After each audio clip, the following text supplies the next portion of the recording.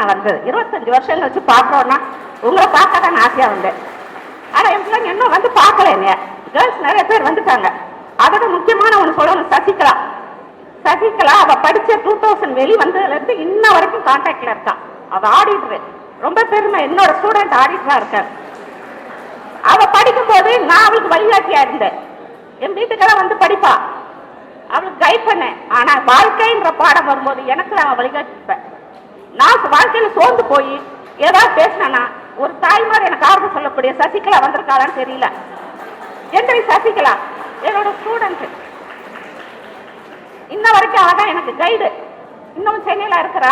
என்னோட பிரச்சனைன்னா அவள் தான் சால்வ் பண்ணி விடுவா. அந்த அளவுக்கு ஒரு பக்குவம் வந்திருக்கு. 2 குழந்தைங்க இந்த வயசுல அப்படி ஒரு பக்குவம்.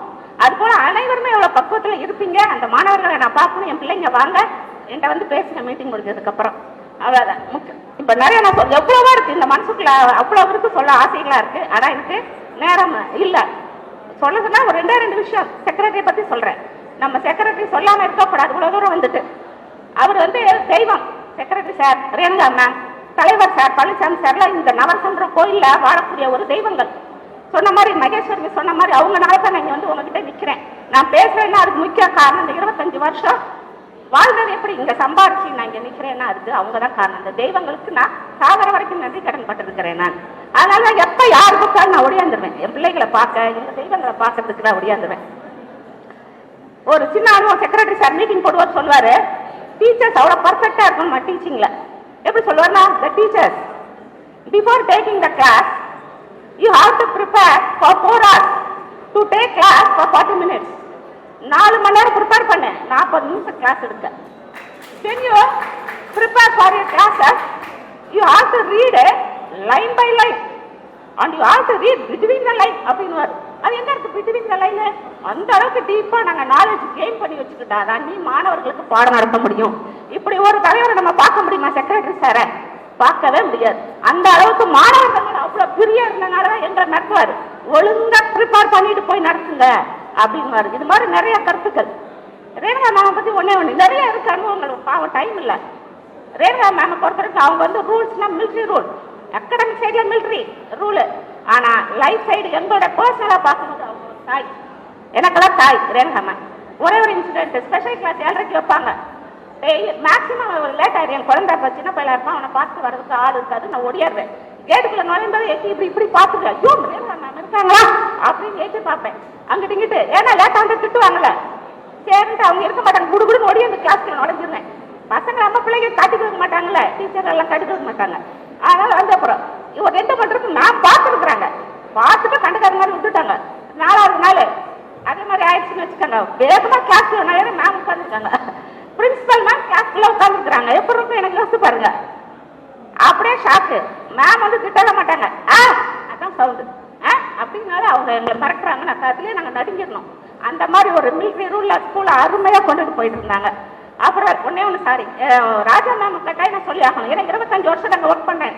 எது நினைச்சுக்காதீங்க, மற்ற டீச்சர்ஸோட கம்பேர் பண்ணும்போது நான் 25 வருஷம் ஒர்க் பண்றேன்னு நினைக்கிறேன். அது கூட 21 நான் வெளியானதுக்கு ஒரு 11 சர்க்கம்ஸ்டன்ஸோட நான் நவரசத்தை விட்டு வெளியே வந்தேன்.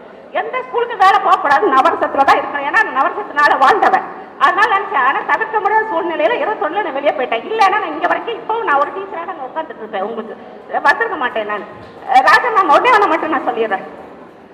ராஜா மேம் வந்து அதே மாதிரிதான் மிலிட்டரி ரூல். ஏன்னா அவங்க வளர்த்து விட்டவங்க. ராஜா மேம் வளர்த்து விட்டவங்க ரேணுகா மேம். அவங்க ஒருத்தவங்க எப்படின்னா ஸ்டூடெண்ட்ஸ் எல்லாம் நாங்கள் அடிப்பேன். அது ஆர்ட்ஸ் பசங்க பத்தி உங்களுக்கே தெரியும். அந்த சயின்ஸ் பசங்க சின்சியரா படிச்சுட்டு இருப்பாங்க. அதுக்கு போவாங்க வருவாங்க, அவ்வளவு நீட்டா பண்ணுவாங்க. நம்ம பிள்ளைங்க கொஞ்சம் என்ஜாய் பண்ற பிள்ளைங்க தானே, அது கொஞ்சம் ஓரளவுக்கு படிப்பு கொஞ்சம் இதா இன்ட்ரெஸ்ட் இல்லாத பிள்ளைங்க இருப்பாங்க. அப்ப அவங்க ஹோம்ஒர்க்கா பண்ணலாம் ரொம்ப டென்ஷன் ஆயிடுவேன். ஓகேவா, நான் திட்டுவேன். ஒருத்தனை அடிச்சுட்டேன். ஒரு நாள் காப்பி பண்ணிட்டேன்னு சொல்லி அடிச்சுட்டேன். அடிச்சும் அந்த காயில முட்டியில பட்டுருச்சு, பட்டு வீங்கிடுச்சு. அதை வந்து அவ என்கிட்ட சொல்லவே இல்லை. போய் ராஜம்கிட்ட பேரண்ட்டை கூட்டிட்டு வந்து கம்ப்ளைண்ட் பண்ணிட்டான். பேரண்டோட கம்ப்ளைண்ட் பண்ணா ராஜா மிஸ் என்னை கூப்பிட்டு ஒரு கேள்வி கூட கேட்கல. அவங்கள பத்தி எனக்கு தெரியும், எதுக்காக அடிச்சிருப்பாங்க, காரணம் இல்லாம அடிச்சிருக்க மாட்டாங்க, நீங்க போங்க பேரண்ட் அடிச்சு விட்டாங்க. ஆனா இப்ப வந்து காலம் மாறி போச்சு. இப்போ நான் ஸ்கூல்ல ஒர்க் பண்ணிட்டு இருக்கேன். இப்ப பார்க்கும்போது ஒவ்வொரு மாணவர்களையும் பார்க்கும்போது உங்க முகத்தை தான் நான் பாக்குறேன். ஏன்னா 25 வருஷமா நான் உழைக்கும் வேலை பார்க்கும்போது ஒவ்வொரு மாணவர்கள் எப்படி இருந்தீங்க, மரியாதையா இருக்கீங்க, பாசம் இருக்கும். ஒரு தாய் பாசத்தோட நீங்க பாத்தீங்க, மரியாதை பயமும் இருக்கும். ஒரு திட்டுனோம்னா நோட்டை வெளியே போடான்னு நீங்க என்ன சொல்லுங்க? போகவே மாட்டீங்க. இப்படியே நடந்து டைம் வச்சு வெளியவே போக மாட்டாங்க. மிஸ் மிஸ் மிஸ் கதவு கிட்ட நிக்க வைங்க மிஸ், அசிங்கமா இருக்குங்க மிஸ் வெளியே அப்படின்னு சொல்லுவாங்க பசங்க. இப்ப கோ அவுட் கோன்னு சொன்னாங்க போதும், அவுட்ல நிப்பானுங்க. கொஞ்சம் கூட பயமே கிடையாது, மரியாதை கிடையாது. ஹாய் மிஸ் சாப்பிட்டீங்களா? எப்படி இப்ப கேட்கறாங்க ஹாய் சாப்பிட்டீங்களா மிஸ்? அதையாவது கேட்கறாங்க சந்தோஷப்பட்டுக்கிறது. ஹோம்ஒர்க்கே கிடையாது. ஹோம்ஒர்க்கு நான் அடுத்த நாள் வந்து கிளாஸ் ஒர்க் தான் போடணும் இருக்கு. பரிசைனா பயந்துட்டு படிப்பீங்களா? லாஸ்ட் புக் எடுக்க மாட்டான். எனக்கு பரிசைடா டெஸ்ட் சொல்லிட்டா எடுக்கிறேன். அந்த மாதிரி நிறைய அனுபவங்கள் இன்னமும் நான் உங்களை அந்த மாணவ கூட்டத்தை பார்த்துட்டே இருக்கேன். ரிட்டையர் ஆன பிற்பாடும் உங்களுடைய நினைவுகளோட அசைப்பட்டுக்கிட்டே வாழ்நாள் போகும். அதை சொல்லிட்டு முடிச்சுக்கிறேன். நிறைய இருக்கு, டைம் கம்மியா இருக்கனால முடிச்சுக்கிறேன். ரொம்ப நன்றி. வந்தோம் இல்லைம்மா நம்ம பஸ்ஸில் போய்க்கலாம், ஒன்றும் பிரச்சனை இல்லை. ஏன்னா நாங்கள்லாம் கொஞ்சம் செலவெல்லாம் பார்ப்பேன். அவங்க என்ன சொன்னாங்க, மேடம் இது வாழ்க்கையில் ஒரு முறை நான் உங்களுக்கு இது செய்யக்கூடியது, கண்டிப்பாக நான் ஹானர் பண்ணணும்னு சொல்லி அவங்க வர்றப்பே உடம்பு முடியாமல் போயிடுச்சு. வாமிட் ஆகி ஒரு மாதிரி ரொம்ப சிரமம் ஆயிடுச்சு. ஆனாலும் பாதுகாப்பாக என்ன கொண்டு இன்னும் இப்போ வரைக்கும் பரவாயில்லைங்களா உங்களுக்கு அப்படின்னு சொல்லி கேட்குறாரு. இப்போ நான் உங்களுக்கு என்ன சொல்ல வரேன் அப்படின்னா, மேடம் சொன்ன மாதிரி நன்றி மறப்பது நன்று அப்படின்னு. அவங்க என்னோட ஸ்டூடெண்ட்டு, அதாவது டியூஷன் ஸ்டூடெண்ட். அப்போ வந்து என்கிட்ட பேசணுன்னா அவ்வளோ ஒரு சந்தோஷமாக இருந்தது. வாழ்க்கையில் சந்தோஷப்படுறது ஆசிரியர்கள் தான். ஒருத்தரை முன்னேறவங்களை பார்த்து பொறாமப்படுவாங்கன்னு சொல்லுவாங்க. ஆனால் ஆசிரியர்கள் அந்த முன்னேறவர்களை பார்த்து ரொம்ப சந்தோஷப்படுவாங்க.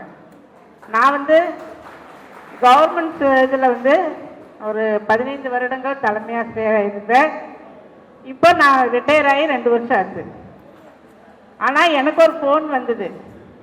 அங்கே சென்னையிலேருந்து கல்வித்துறையிலேருந்து கூப்பிட்டாங்க, கோமதி மேடம் நீங்கள் திரும்பவும் கவர்மெண்ட் சர்வீஸ்க்கு உங்களை நாங்கள் கூப்பிடுறோம், ஒரு கன்சால்டேட் பே தர்றோம், நல்லபடியாக உங்களுக்கு வந்து ஒரு ப்ராஜெக்ட் கொடுத்தாங்க. என்ன அப்படின்னா ட்ராப் அவுட் ஸ்டூடெண்ட். இப்போ உங்களுக்கு வந்து எல்லாருமே அந்த அளவுக்கு தெரியாது. கவர்மெண்ட் ஸ்கூலில் வந்து பார்த்தீங்கன்னா நிறைய ட்ராப் அவுட் இருக்கும். 11th வருவான், ஒரு 2 சப்ஜெக்ட் போயிடுச்சுன்னா பயமாயிரும் அவனுக்கு. உடனே என்ன பண்ணுவான், வரமாட்டான். அதே மாதிரி 12th ஆகும்.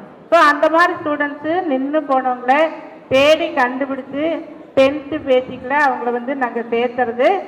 அந்த கோயம்புத்தூர் ஃபுல்லாக ஒரு டிஸ்ட்ரிக்ட் கோஆர்டினேட்டராக போட்டிருக்கவங்கள நீங்கள் அது கண்டிப்பாக செய்வீங்க சார். நான் லேடிங்கிறப்ப நம்ம அந்த அளவுக்கு தான் இல்லை, நீங்கள் கண்டிப்பாக செய்வீங்க அப்படின்னு சொன்னாங்க. அதேபடி திறமையாகவே நான் நல்லா பண்ணிட்டுருக்குறேன் என் ஒர்க்கை.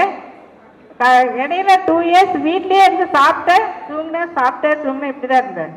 நான் ஆக்சுவலாக பார்த்தா ஒரு 3 யூடியூப் சேனல் ரன் பண்ணுறேன். Gomathi maths and English, Gomathi English grammar, என் சிஸ்டர் மகேஸ்வரியை பார்த்து நான் போட்டது. அதே மாதிரி ஜிடிஸ் வியூஸ், கதைகளை படித்தல். இப்போ இருக்கிற என்னோட வாய்ஸ் வேற, அந்த சேனல்ல அந்த கதையை நான் பேசுகிற விதம் வேறையா இருக்கும். கோமதி மிஸ்ஸா பேசுனாங்க அப்படிங்கிற மாதிரி இருக்கும். இதை நான் எதுக்கு சொல்ல வரேன்னா, அப்டேட் பண்ணிகிட்டே இருப்பேன். எதையோ நம்ம செய்யணும். மனுஷனா பிறந்தோம், நமக்கு திறமை இல்லைன்னாலும் திறமை இல்லைன்னு நினச்சிட்டே நம்ம போகக்கூடாது. இருக்கிற திறமையை கொஞ்சமாவது வளர்த்துக்கணும் அப்படிங்கிற மாதிரி ஏதோ ஒன்று அப்டேட் பண்ணிகிட்டே இருப்பேன். அதே மாதிரி பார்த்தீங்கன்னா நான் என்ன சொல்ல வந்தேன், அந்த 2 இயர்ஸில் வீட்டில் இருந்து என்னாச்சுன்னா நல்லா சாப்பிட்டு உடம்பு பெருசுச்சு. என் சன்னு பார்த்துட்டே இருந்தார், அம்மா இப்படியே இருந்து ஒரு மாதிரி ஆயிடுவாங்கன்னு சொல்லிட்டு போய் ஜிம்மில் சேர்த்துனப்ப ஒன்றுமே சொல்ல, நேராக வாங்கப்பா எங்கூட போய் பார்க்க. அவர் மாதம் என்னை பார்த்து பயந்துட்டார். ஏன்னா எனக்கு 64 வயசு, 64 ஆகஸ்ட் வந்து 64 ஆரம்பம். எப்படி மேடம் வந்து செய்வாங்க அப்படின்னாரு.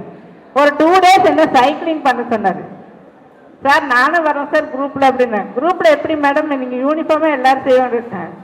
இப்போ அவர் என்னங்கிறாரு, நீங்கள் கலக்குறீங்க மேடம், அவ்வளோ நல்லா செய்கிறீங்க அப்படின்னு சொல்லி அவர் சொல்கிறப்போ ஒரு சந்தோஷமாக இருக்குது. ஏன்னா நான் அப்படியே வெறித்தனமாக பண்ணுவேன். இப்போ இருக்கிற கோமதி இங்கே நிற்கிறது வேற, அந்த ஜிம்மில் இருக்கிறப்போ அந்த ஒரு ட்ரெஸ்ஸை போட்டுட்டு பண்ணுறப்போ அவ்வளோ நல்லா இருக்கும். நம்ம உடம்ப வந்து கண்டிப்பாக பாதுகாத்துக்கணும் அப்படிங்கிறது அந்த இடத்துல போய் தான் நமக்கு தெரிஞ்சது. காலையில் 40-50 பேர் செய்வாங்க, பார்க்குறப்ப அவ்வளோ அழகாக இருக்கும். 10 மணிக்கு யோகா கிளாஸ் போனேன். பட் இந்த ஒர்க்கு நடுவில் எனக்கு இந்த ட்ராப் அவுட் ஸ்டூடெண்ட் கண்டுபிடிக்கிற இந்த ஒர்க்கு வந்ததுன்னா யோகா கிளாஸ் மட்டும் கட் பண்ணிவிட்டு காலையில் கரெக்டாக 5:45க்கு வாக்கிங்கே போயிட்டு அந்த ஜிம்மில் முடிச்சுட்டு வந்து 8 மணிக்கு திரும்ப கலெக்டர் ஆஃபீஸ் போயிடுவோம். ஈவினிங் வரைக்கும் ஒர்க் இருக்கும்.